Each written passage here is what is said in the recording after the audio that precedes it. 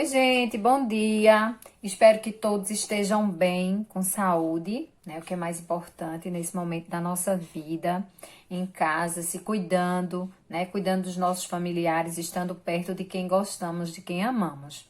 E também, com certeza, sempre, né?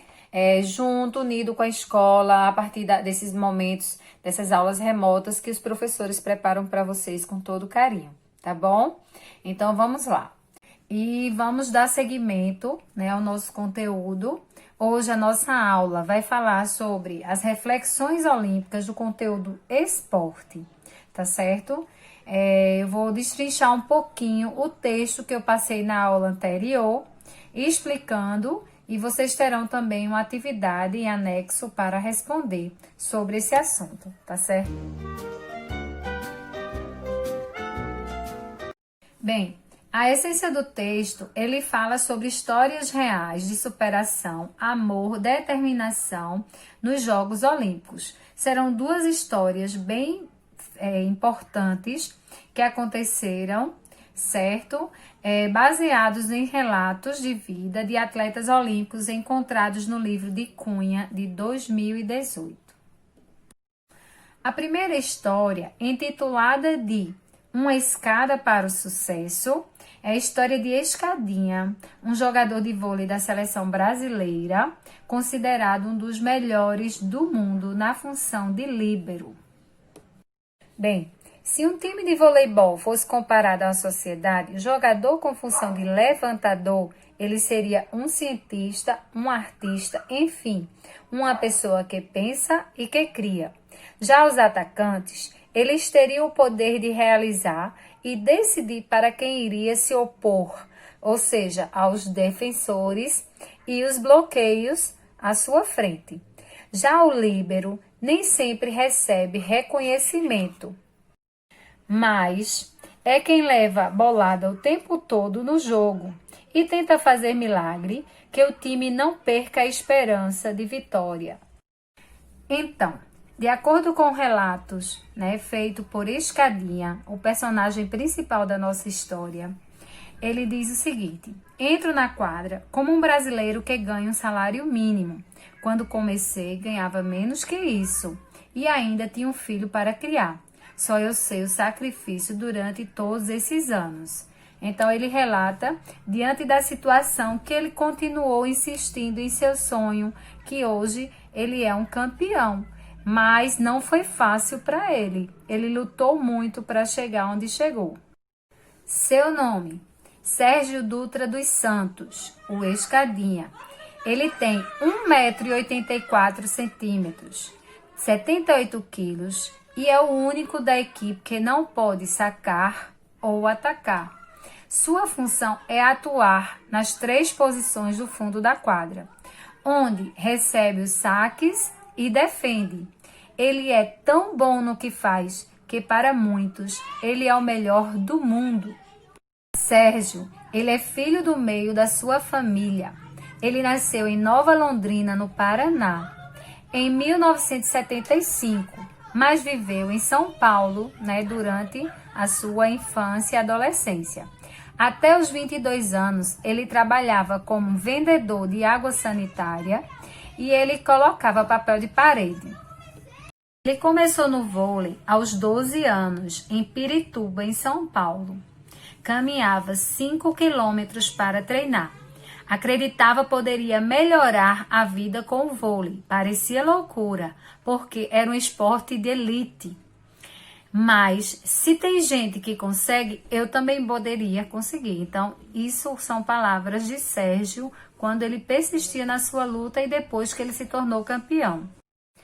Bem, gente, não há dúvida de que ele conseguiu, pois titular absoluto da vitoriosa seleção brasileira, Escadinha, ele foi medalha de ouro e o jogador mais eficiente das Olimpíadas de Atenas, na defesa e na recepção.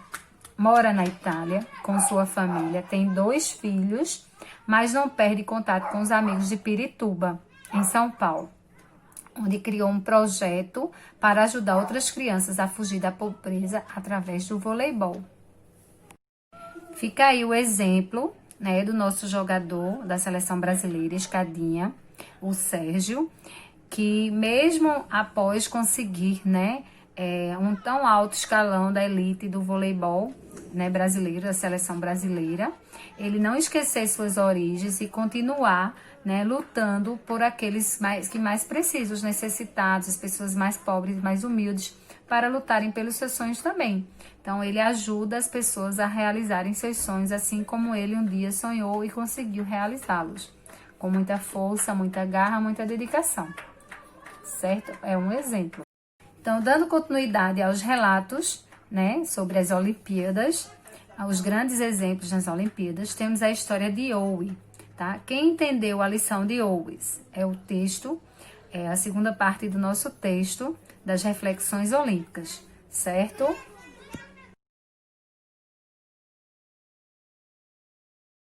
Então, Owe, ele foi um grande campeão, certo? Nas Olimpíadas de 1936, em Berlim. Então, ele ganhou 4 medalhas de ouro. A história de Owe é a seguinte: ele, aos 7 anos, ele era obrigado a colher 50 quilos de algodão por dia na lavoura de Danville, no Alabama, nos Estados Unidos. Então, ele neto de escravos. Então, desde criança, ele foi forçado a trabalhar bastante, certo? Ele também, quando foi crescendo mais, se mudou de cidade e continuava ajudando seus pais, fazendo bicos, trabalhando. Mas na escola, ele descobriu que gostava muito de correr. Aos 19 anos, né, encorajado pelo técnico Charles Hickey, ele mostrou enorme talento ao bater recordes mundiais de 100 jardas em 9 segundos e 4 centésimos. Então, salto em distância também, ele foi recordista com 7,56 metros durante o campeonato nacional entre colégios. Então, desde muito cedo ele foi exemplo. Então, ele participou da Olimpíada de Berlim, como eu falei no início. Ele era o favorito para as provas de 100 e 200 metros e do salto de extensão. Venceu todas essas e também a 4% de revezamento. Ele conquistou 4 medalhas nesses jogos.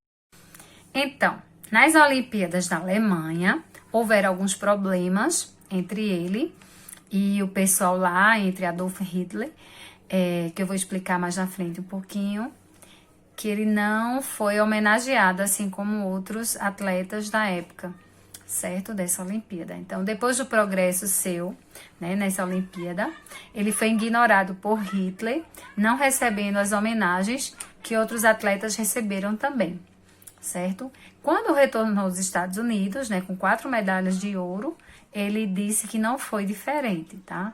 Ele continuou sem ter direito a coisas como simplesmente entrar no ônibus pela porta da frente. Tá? Então, o racismo era muito... e ele lutou muito nessa época, enquanto ele viveu, para que acabassem com o racismo, principalmente através das Olimpíadas, certo? Então, ele diz, né?